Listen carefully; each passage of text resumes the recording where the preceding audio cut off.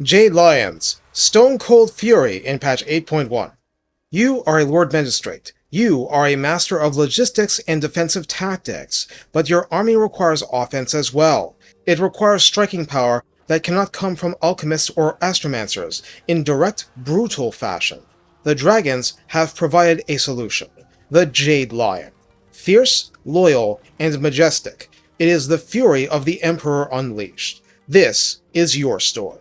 The offensive twin of the Jade Lion, this one fills a complementary and different role, feasting on the harmony the Jade Lion provides, if that's the pairing. More fang, less chin. Recruited for 1200 gold and 300 upkeep, some of this will be familiar. Health 5,808 on Ultra Scale, Armor 90, Missile Resistance 15%, no Spell Resistance by default, Leadership 65, Speed 75, Charge Speed 130. That's still very high burst mobility.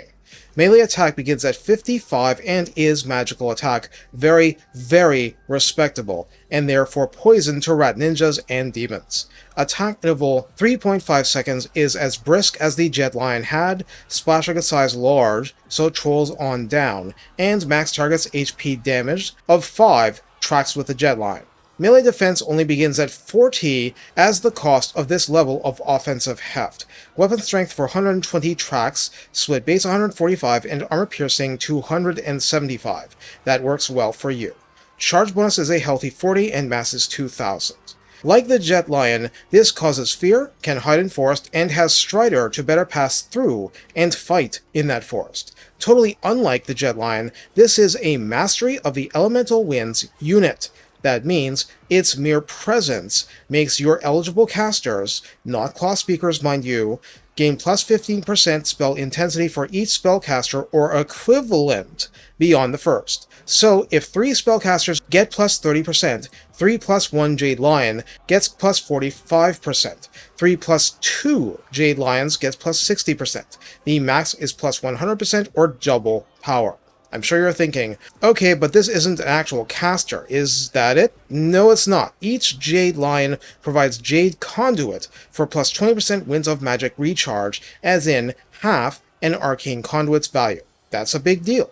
Jade Lion's breath is very much in the vein of a Yang Wind spell, 2 uses per battle unless otherwise increased. Yuan Bo can increase bound spells faction-wide. A shockingly brief 30-second cooldown, 9-meter radius at the end, 100-meter cast range. Damage of this bound spell is 21, it counts as flaming and magical attack, and none of it is armor piercing. It's 2 seconds duration, but the fast movement of the breath means you should expect everything to be hit exactly once.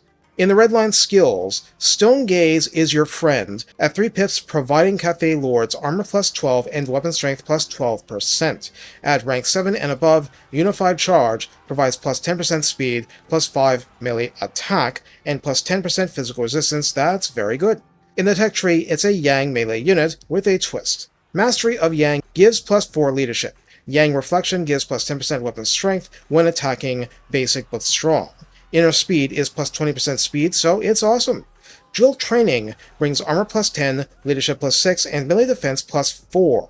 Jade Veteran Facility drops upkeep by 10%, recruit rank plus 2, and melee attack plus 4. It takes coming at this from the center or the yin side to get to Sentinel Rights, which grants all Jade Lions armor plus 20, melee defense plus 4, and if rank 7 or above, plus 10% physical resistance. Blessed Temple Guardians, accessible from both sides, grants its own melee attack plus 4, weapon strength plus 10%, and if rank 7 or above, unyielding assault, so no rain, no snow, no spell, and no exhausted status will reduce melee attack. So how do we deploy Jade Lions for maximum fiery effect? For Miao Ying, Zhao Ming, Yuan Bo, and Bhashiva, this is your aggression-tilted version of the Lions. It's less useful for harmony generation, supremely useful for winds generation, the breath spells, hey, damage is damage, and mastery of the elemental winds is gravy. In other words, these are the goons for your spellcasters, your stand-in for pure melee heroes, and useful in many stages of the fight. They're not the toughest, they're not the fastest, although that charge speed is really good, but they have a good, well-rounded mix of strengths and thus work really well within an army, so long as you're not asking too much. What's asking too much? Asking them to body block mass clan rats. That's simply not going to work.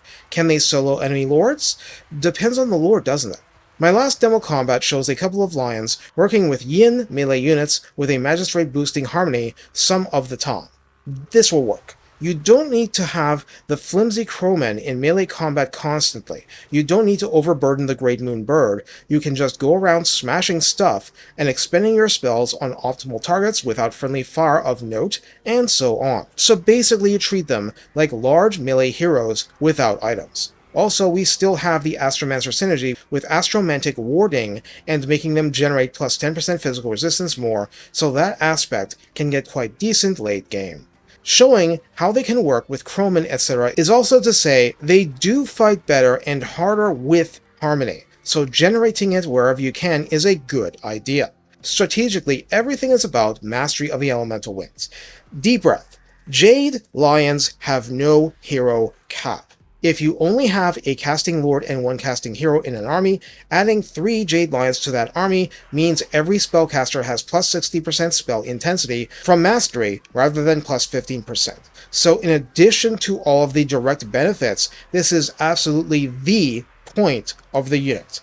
The half and Arcane Conduit is just gravy. So for all those reasons, it's a good and valuable unit, and since Claw Speakers don't use the Harmony or Mastery systems, keep that in mind, but they'll appreciate the wins anyway, and human casters will appreciate all the help. Take care, and have fun using Chaos Warriors as your true choice.